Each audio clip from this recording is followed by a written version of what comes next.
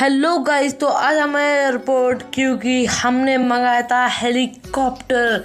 तो यहाँ पे ये ऊपर है, तो चलो देखते हैं कैसा हेलीकॉप्टर है। रेड कलर में होगा, चलो चलो देखते हैं। ये देखो भाई, देखो रेड कलर में है वो भाई। अपने लिए दरवाज़ा भी खुला है, तो चलो बैठते हैं। तो चलो गाइस जल्दी से जाके बैठते हैं अपने हेलीकॉप्टर में। तो भाई चलो स्टार्ट करते हैं। ओ भाई, आसमानों की ऊंचाइयों में भाई लोग, तो हम यहाँ पे घर पे लेके जाएंगे।